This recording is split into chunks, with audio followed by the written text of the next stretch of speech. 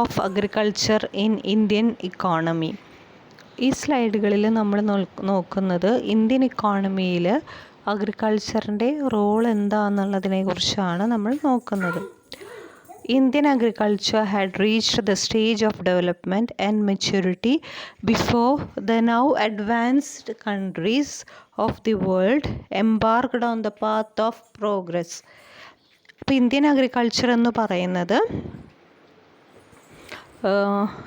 Indian അഗ്രികൾച്ചറിനെ സംബന്ധിച്ചിടത്തോളം ഡെവലപ്മെൻറ്റിൻ്റെ സ്റ്റേജിലോട്ട് ഇപ്പോഴല്ല, എത്രയോ കാലം മുൻപ് തന്നെ ഡെവലപ്മെൻറ്റിൻ്റെ സ്റ്റേജിലോട്ട് എത്തിയിട്ടുണ്ട്.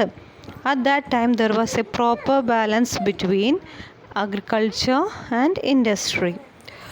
അതായത് ഇൻഡസ്ട്രിയും അഗ്രികൾച്ചറും തമ്മിൽ കൃത്യമായ ബാലൻസ് ഉണ്ടാവുകയും 18th സെഞ്ച്വറിയുടെ മിഡിൽ വരെ ഇങ്ങനെയൊരു സാഹചര്യം നിലനിൽക്കുകയും ചെയ്തു.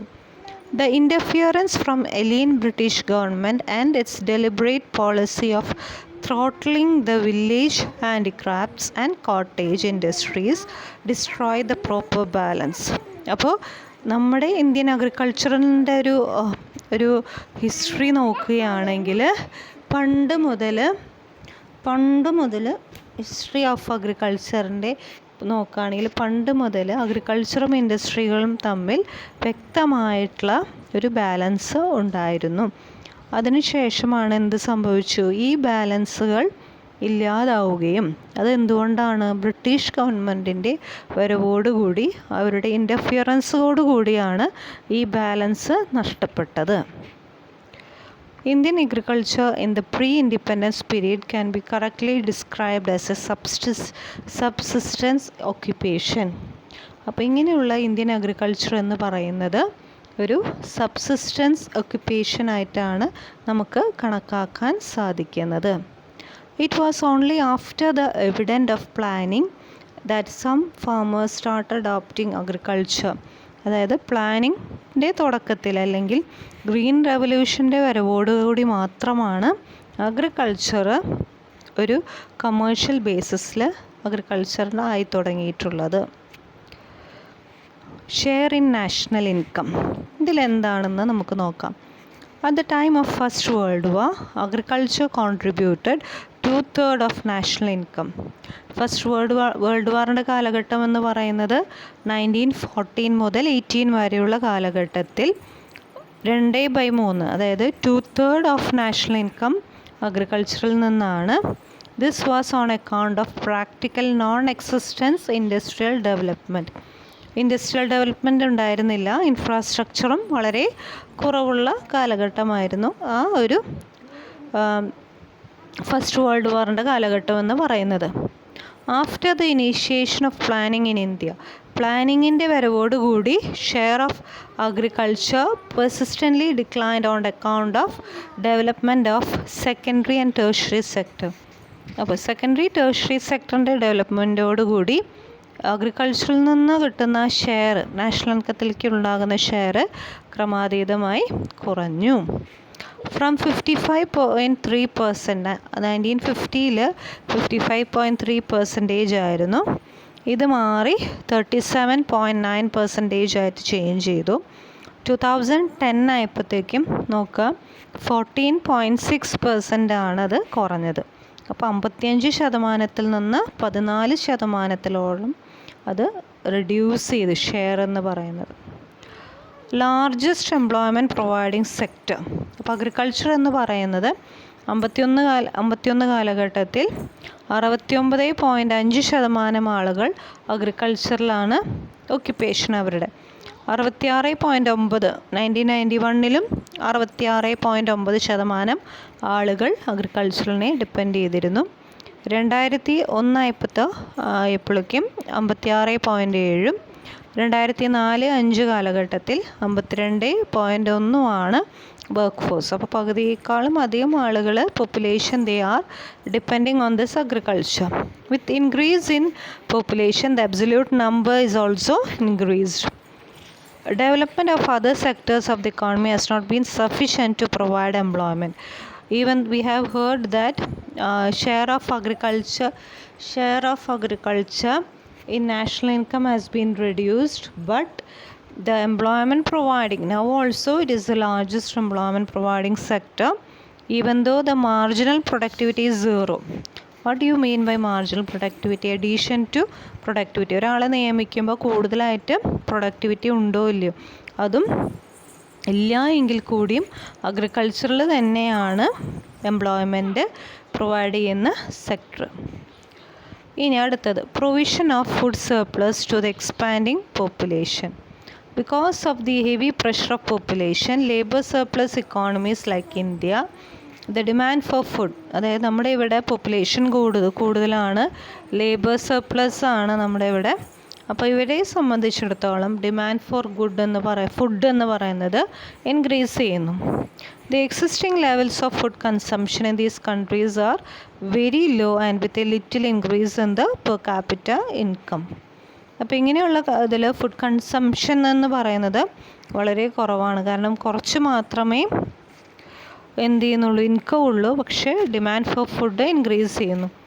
Unless agriculture is able to continuously increase its marketed surplus of food grain, a crisis is അപ്പോൾ അൺലെസ് അഗ്രികൾച്ചർ കൺസംഷൻ അതനുസരിച്ച് വർദ്ധിക്കുന്നില്ല എന്നുണ്ടെങ്കിൽ എന്ത് സംഭവിക്കുന്നു, marketed surplus of food grains വർദ്ധിക്കുന്നില്ല എന്നുണ്ടെങ്കിൽ ക്രൈസിസ് ഇമേർജ് ചെയ്യുന്നു. Many developing countries are passing through this phase and in a bid to increase food requirements have been compelled to import large quantities of food grains. അപ്പോൾ വളരെ അധികം large quantities of food grains ആളുകൾ എന്ത് ചെയ്യുന്നുണ്ട്, ആളുകൾ import ചെയ്യുന്ന സിറ്റുവേഷനിലേക്ക് അവർ വരുന്നു. Contribution to capital formation. There is general agreement on the importance of capital formation in economic development. Economy ഡെവലപ്മെൻറ്റിനെ സംബന്ധിച്ചിടത്തോളം എന്ത് ചെയ്യണം, കോൺട്രിബ്യൂട്ട് ചെയ്യണം ക്യാപിറ്റൽ ഫോർമേഷന് വേണ്ടി. അപ്പോൾ എന്ത് ചെയ്യണം, ഇക്കണോമിക് ഡെവലപ്മെൻറ്റ് അച്ചീവ് ചെയ്യണമെങ്കിൽ അത് വേണം. ഇന്ത്യനെ സംബന്ധിച്ചിടത്തോളം agriculture, it provides a kind of excess that creates capital formation. Transfer of labor and capital from farm to non-farm activities. അപ്പോൾ ഇതിനു വേണ്ടി എന്ത് ചെയ്യണം, ഫാം ആക്ടിവിറ്റീസിൽ നിന്ന് ആളുകൾ നോൺ ഫാം ആക്ടിവിറ്റീസിലേക്ക് പോകണം. Taxation of agriculture is greater than governance provided to agriculture. Turning in the terms of trade against agriculture by imposing price controls. അപ്പോൾ ഡിസ്ക്രിമിനേഷൻസ് ഒന്നും പാടില്ല എന്നാണ് പറയുന്നത്. ടാക്സ് ഇമ്പോസ് ചെയ്യുന്നുണ്ട്. Terms of trade was against that of the agriculture. The implementation of these policy measures however a difficult task. Therefore, generation of surplus will ultimately depend on increasing the agriculture productivity. Tax ചെയ്യണം, labour transfer വേണം എന്നൊക്കെയുള്ള രീതിയിൽ വരുമ്പോൾ നമുക്കെന്നാൽ മാത്രമേ surplus ഉണ്ടാകുകയുള്ളൂ. Surplus ഉണ്ടെങ്കിൽ മാത്രമേ capital form ചെയ്യാനുള്ള situation ഉണ്ടാകുന്നുള്ളൂ. അപ്പോൾ ഈ ഒരു ജനറേഷന് വേണ്ടിയിട്ട് ടാസ്ക് ആണെങ്കിൽ കൂടിയും നമ്മുടെ അഗ്രികൾച്ചർ പ്രൊഡക്ടിവിറ്റി എന്ന് പറയുന്നത് ഇൻക്രീസ് ചെയ്യണം. Providing raw materials to industries. ഇതാണ് അഗ്രികൾച്ചറിൻ്റെ മറ്റൊരു പോയിൻ്റ്. അതായത് അഗ്രികൾച്ചറാണ് ഇൻഡസ്ട്രിയൽ സെക്ടേഴ്സിന് പ്രൊവൈഡ് ചെയ്യുന്നത് raw materials. Sugar industry, jute, cotton textile, vanaspati are examples of such industry. അപ്പോൾ ഇതെല്ലാം അങ്ങനെയുള്ള ഇൻഡസ്ട്രീസിൻ്റെ എക്സാമ്പിൾസാണ്. The entire range of food processing industries similarly dependent on agriculture. Therefore, unless agriculture develops, these industries will remain backward. അപ്പോൾ ഇങ്ങനെയുള്ള ഇൻഡസ്ട്രീസൊക്കെ raw material provide ചെയ്യുന്നത് അഗ്രികൾച്ചറാണ്. അപ്പോൾ ആ രീതിയിൽ agriculture provide ചെയ്യുമ്പോൾ എന്താണ്, അഗ്രികൾച്ചർ പ്രൊഡക്ടിവിറ്റി പിന്നെയും ഇൻക്രീസ് ചെയ്യണം. അടുത്തത് മാർക്കറ്റ് ഫോർ ഇൻഡസ്ട്രിയൽ പ്രൊഡക്ട്സ്. നമ്മൾ റോ മെറ്റീരിയൽസ് എന്ന് പറഞ്ഞു ഒന്ന്, ഇതിനി മാർക്കറ്റാണ്. അതായത് more than 2/3 of population they are been engaged in this. So they will purchase the industrial products. So market, agriculture can be considered as a market. This point was emphatically brought home by Ragnar Nurksk. Ragnar Nurksk ആണ് ഈ ഒരു point കൊണ്ടുവന്നിട്ടുള്ളത്. അതായത് manufacture goods farm labours അവരെല്ലാം use ചെയ്യുന്നു. There is A lack of real purchasing power ഇല്ല. അപ്പോൾ ഔട്ട്പുട്ടും പ്രൊഡക്ടിവിറ്റിയും കൂട്ടിയാൽ മാത്രമേ റൂറൽ സെക്ടേഴ്സിൻ്റെ ഇൻകം ലെവൽ വർദ്ധിക്കുകയും അതിനനുസരിച്ച് അവർ കൂടുതൽ ഇൻഡസ്ട്രിയൽ പ്രൊഡക്ട്സ് ഡിമാൻഡ് ചെയ്യുകയും ചെയ്യുകയുള്ളൂ. അതാണ് ഈ മാർക്കറ്റിൽ കൊണ്ട് ഉദ്ദേശിക്കുന്നത്. ഇനി അടുത്തതാണ് importance in international trade. For a number of years the 3 agriculture based exports on India. അതായത് കുറേ കാലഘട്ടമായി ഇവിടെ നമ്മൾ കോട്ടൺ ടെക്സ്റ്റൈൽ, അതുപോലെ തന്നെ ജൂട്ട്, അതുപോലെ തന്നെ ടീ, ഇതെല്ലാം വളരെയധികം നമ്മൾ അഗ്രേറിയൻ പ്രൊഡക്റ്റ് നമ്മൾ എന്ത് ചെയ്യുന്നു, എക്സ്പോർട്ട് ചെയ്യുന്നു. If we add export to other agriculture commodities like cashew, tobacco, coffee, അപ്പോൾ ഇതൊക്കെ നമ്മൾ എക്സ്പോർട്ട് ചെയ്യുന്നുണ്ടെങ്കിൽ 70 മുതൽ 75% വരെയാണ് ഷെയർ ഇൻക്രീസ് ചെയ്യുന്നത്. എന്തിൻ്റെ ഷെയർ? അഗ്രികൾച്ചറിൻ്റെ ഷെയർ എക്സ്പോർട്ടിൽ അല്ലെങ്കിൽ international ട്രേഡിൽ. Such heavy dependence on agriculture commodities and export earnings reflected underdeveloped nature. അപ്പോൾ അങ്ങനെ ഹെവി ഡിപ്പെൻഡൻസ് എന്ന് പറയുന്നത് അതൊരു തരം അണ്ടർഡെവലപ്ഡ്